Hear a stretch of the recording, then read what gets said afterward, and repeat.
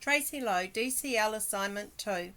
For this assignment, I had to implement, document, and critique a digital and collaborative learning innovation applied to a specific area of my practice.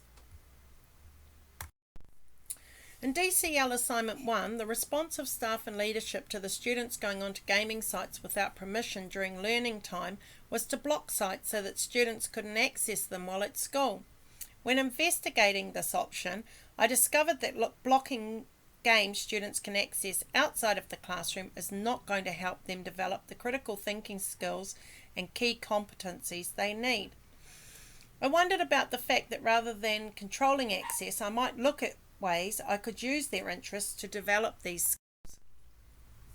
The New Zealand curriculum states that it is designed to allow teachers the scope to make interpretations in response to the particular needs, interests and talents of individuals and groups of students in their class.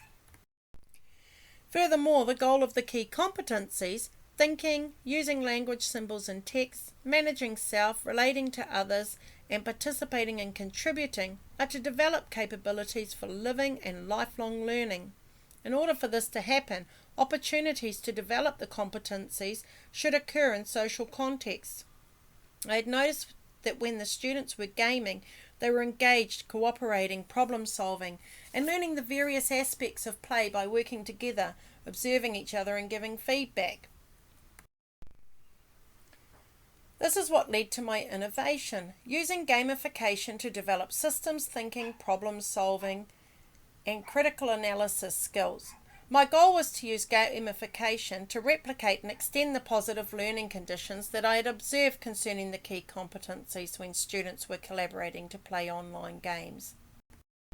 This infographic by Intel Education demonstrates the 4 positive impacts that gaming has on students. Firstly, the encouragement provided by achieving levels of increasing difficulty in small increments instills motivation. Secondly, it improves the attention, focus and retention times of students.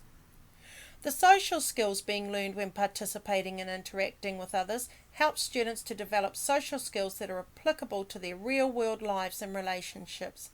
Lastly, it encourages a positive mood state and adaptive mood regulation.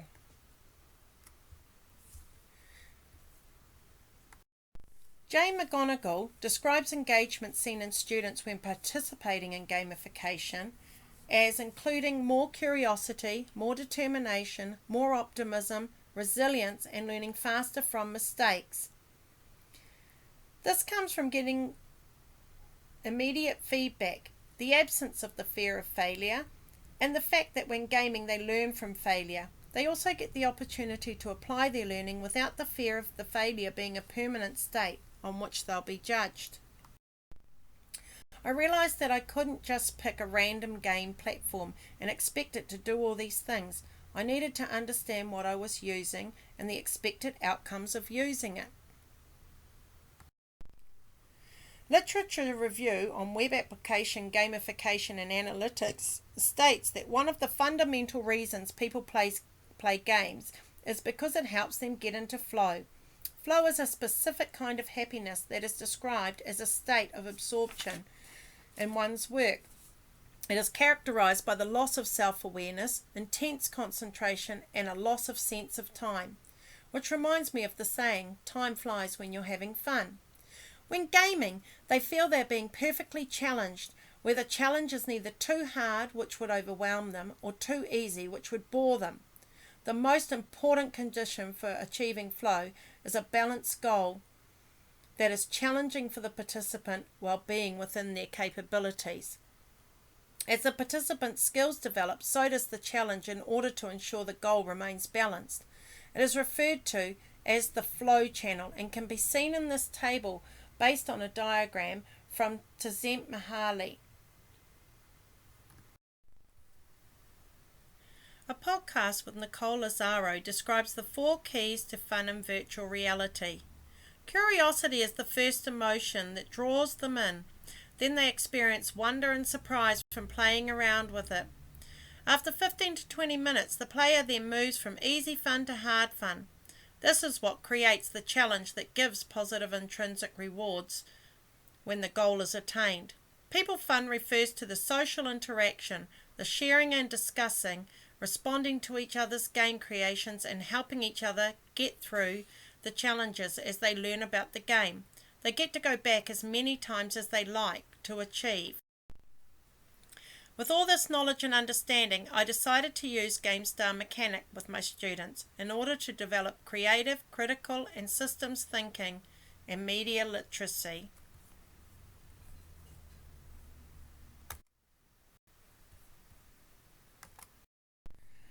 The introductory video describes GameStar Mechanic as a platform where students would learn how to experiment, test theories, and think analytically. They could change the games they were creating as they worked through the levels and gained more features. They'd learn to understand what they could create and achieve, as well as how they could use what they'd achieved by playing through the levels. All components that help them achieve flow. The three components of GameStar Mechanic are the quest, workshop, and game alley. These encourage students to play, design, and share.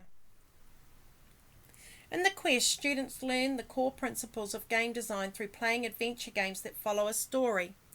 It scaffolds students through the core principles of game design as they earn sprites to use in their own games.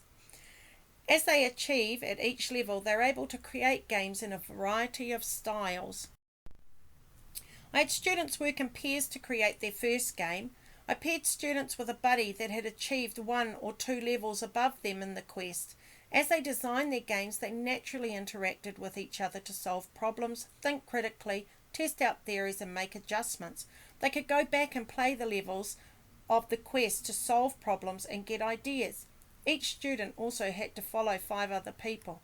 If someone followed them, they had to follow the other student in return. This ensured everyone had a minimum of 5 followers and got to follow a minimum of 5 other players. In Game Alley is where the students published their games and reviewed each other's games, giving feedback in the form of 2 stars, things that worked well, and a wish, something that would make it better. As they gave qualitative feedback, it could be acted on immediately by going back and making changes to their game design. As they created and played each other's games and gave feedback, it appeared that a natural collaboration based on a common goal and interest occurred. Students listened and collaborated in order to improve their own game creation. My observations and interactions with students, along with the student feedback and reflections, indicated that students were engaged in the learning process, maintaining a positive disposition in the face of uncertainty. They maintained a positive disposition throughout and focused on what they needed to achieve rather than what they couldn't do. They learned from failure as they worked their way through the quests and created and tested out their own in each other's games. They recognized the need to listen and collaborate in order to achieve their goals. Students, regardless of social skills and real-life situations, were keen to learn from and support each other in order to achieve. Although there was a great deal of uncertainty in this learning experience, students were able to maintain a positive disposition, remaining certain that they could achieve. Throughout this process, I was observing, asking questions, encouraging, and learning from the students as they had discussed and engaged in the process. I was able to spend more time with students who needed extra support, because my students had access to the learning tools they needed without the constant need for instruction or redirection back to the learning task. I actually became a learner alongside my students.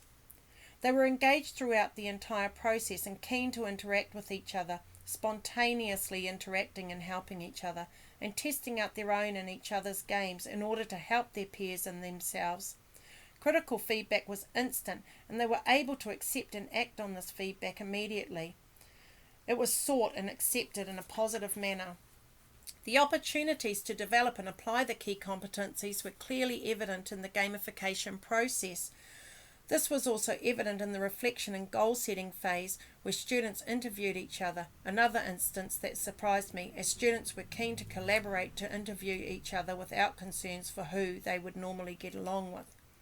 I achieved my goal of using students' interest in gaming to create a positive learning innovation based on their strengths, using a highly collaborative digital experience.